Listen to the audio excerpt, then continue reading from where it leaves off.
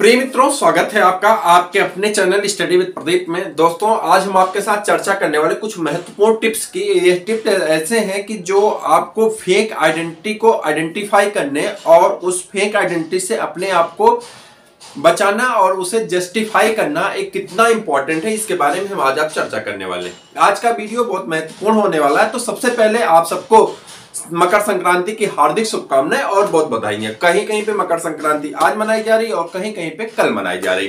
सूर्य के उत्तरायण होने के आधार पे मनाया जाता है। तो बहरहाल ये धार्मिक सिस्टम है, इसको वहां पे छोड़ देते हैं और हम काम की बात को अंजाम देते हैं।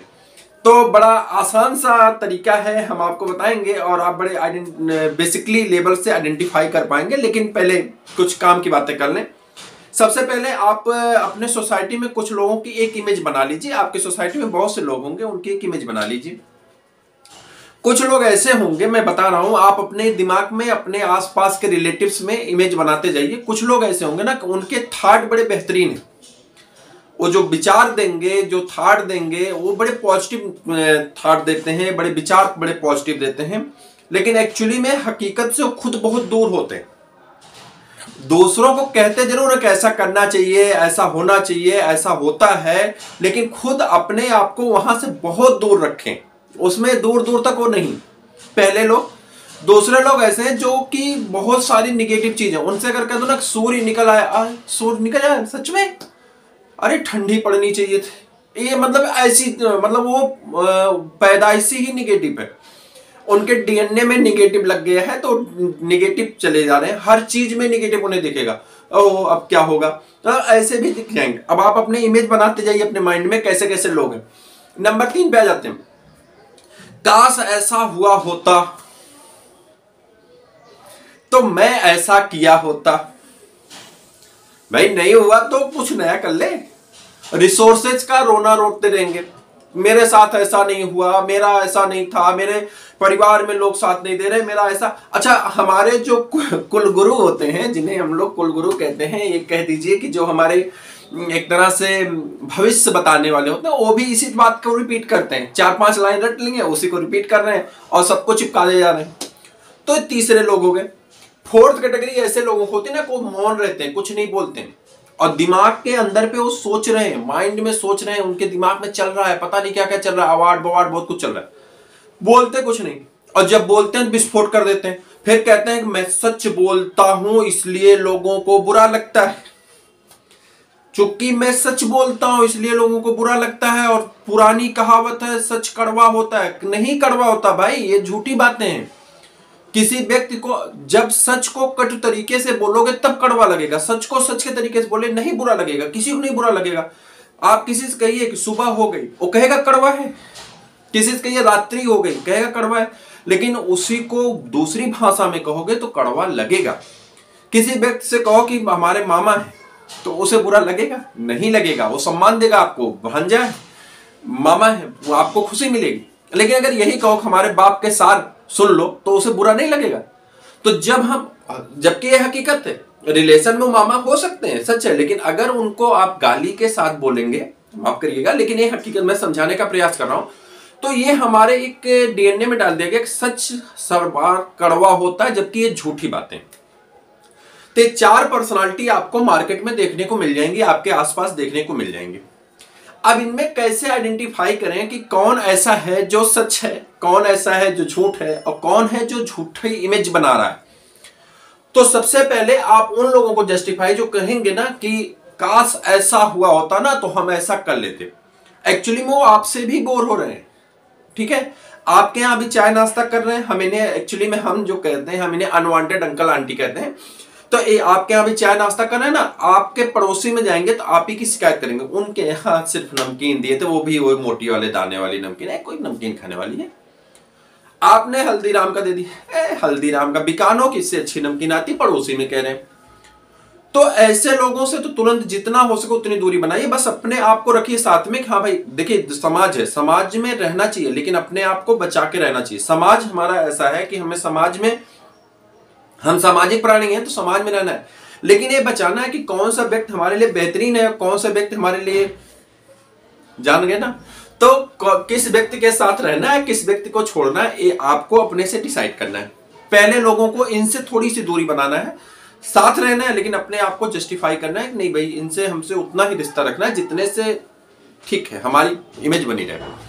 नंबर 2, जो ये कहेंगे, जो बहुत ज्यादा पॉजिटिव साइन दे रहे हैं ना, ये मान लो कोई व्यक्ति अंदर से बहुत निगेटिव है, वो सिर्फ बोल रहा है पॉजिटिव, अंदर से बहुत निगेटिव। जैसे मैं आपको एग्जांपल से समझाऊं, कोई व्यक्ति ये कह रहा है ना कि जैसे मान लो कि ये एप्पल है और इस एप्पल में 2 भाइयों में बांटना है, 2 छोटे बच्चे लड़ रहे हैं, उन्हें बांटना है, तो व्यक्ति आएगा कहेगा भाई आधा आधा बांट दे। लेकिन जब उसे अपने भाई को हिस्सा देना होगा ना, तो कहेगा वो क्या खाएगा, वो तो एप्पल खाता ही नहीं। मतलब कि वो एक फिजिकल थॉट के लेवल पे बहुत अच्छा है, बातें करने में वो बहुत अच्छा है, लेकिन हकीकत से बहुत परे है, हकीकत में बहुत वो है। ऐसे लोगों को थोड़ा सा अपनी इमेज को खोल के रखेंगे, थोड़ी सी आंखें खोल के रखेंगे ना, तो देख पाएंगे, समझ पाएंगे और मजा भी आएगा जब इस बात को आप आइडेंटिफाई करेंगे।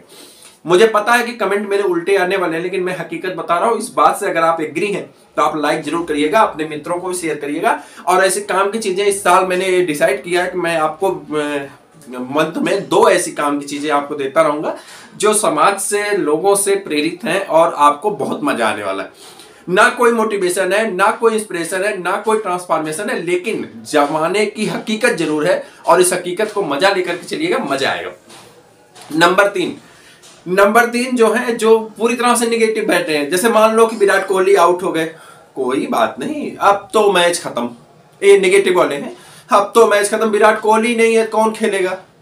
अब उनको बिलीव ही नहीं है पूरे, भाई विराट कोहली 1 डाउन आया, उसके बाद हमारे 8 प्लेयर अभी खेलने को बाकी, अरे नहीं नहीं नहीं, टीवी बंद करो, दूसरा काम करो। ये निगेटिव वाले, मतलब ये पैदा भी हुए थे तो झूठे, अरे धरती पे झूठे आ गए, ये मतलब ऐसे लोग हैं।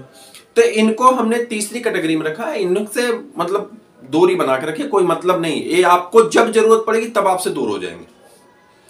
दूसरे हैं को जरूरत पे सलाह देने आएंगे लेकिन साथ नहीं देंगे। जो पॉजिटिव वाले हैं सलाह बहुत देंगे, इतनी अच्छी अच्छी सलाह देंगे ना कि आप सोच नहीं पाएंगे, अरे वाह, आपको लगेगा भगवान से लिखकर गीता लिखने वाले यही थे, गीता बोलने वाले, लिखने वाले नहीं, गीता बोलने वाले यही थे। लेकिन बाद में पता चलेगा कि ये बंदा तो पूरा झूठा है, इसके बाद कुछ नहीं। तीसरे हो गए निगेटिव वाले, जो पूरी तरह से निगेटिव, उनको तीसरे स्तर पर रखिए।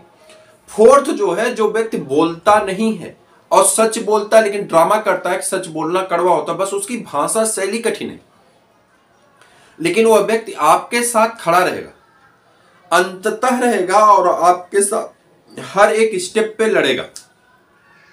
ऐसे व्यक्तियों से आपको रिश्ता रखना है, बस उन्हें आप अपने हिसाब से ढाल ले जाएं तो बड़ी अच्छी बात है। क्योंकि वो अगर दोस्ती किया तो वो आपके लिए जान दे देगा, दुश्मनी करेगा तो आप ही की जान ले लेगा। ऐसे व्यक्ति थोड़े से खतरनाक टाइप के माने जाते हैं, लेकिन ऐसे व्यक्ति आपको बहुत अच्छे लगते हैं, इसलिए अच्छे लगते हैं क्योंकि वो हर बार आपके साथ, आपकी साइन के साथ चलना चाहते हैं, वो आपको अपना मान के चलते हैं। लेकिन जो बार बार इस झूठे वादे कर रहा है ना, ऐसे व्यक्तियों से दूरी बना लें तो ज्यादा बेहतर होगा। अब मैं आपको छोटी सी सिस्टम बता रहा हूं, जैसे आप सबके परिवार में बच्चे होंगे, बोर्ड का एग्जाम आ रहा है तो इसका वर्क हाउस हम करेंगे अलग से, लेकिन आपको बता दें, आपके घर में बच्चे होंगे तो वो बच्चे क्या कहेंगे ना, आपने देखिए बच्चों को, देखिए बच्चे का परसेंटेज यहीं से डिसाइड कर लीजिए, या आप खुद स्टूडेंट हैं तो आप खुद डिसाइड कर लीजिए क्या हो रहा है। इस बार सर ने ना पेपर बहुत कठिन बना दिया, FA1 की बात कर रहे हैं, पेपर बहुत कठिन बना दिया, और मम्मी या पापा जो भी हैं, आप जो भी रिश्ते में, वरना क्या बताएं, FA2 आया, पापा सब उठा करके इतना, मतलब इजी, हम लोग पिछली बार टफ पड़े, इस बार इतना इजी दे दिए ना कि हमने उसको छोड़ दिया था, वो सब छूट गया, क्या बताएं। 2 एग्जाम खत्म, आ गया SA1 summative exam. Summative exam में वो बच्चा झूठी फोकाली बना रहा है कि कुछ नहीं यार, पूरा याद है, सब याद है, मैंने यूट्यूब से पढ़ा है, मैंने ऑनलाइन पढ़ा है, मैंने ऑफलाइन पढ़ा है, या मैंने कोचिंग की है, मैंने, मुझे सब याद है, मैं तो शहर के सबसे बेस्ट टीचर से पढ़ता हूं। फेक आइडेंटिटी है, झूठ बोल रहा है, उसको कुछ नहीं याद है।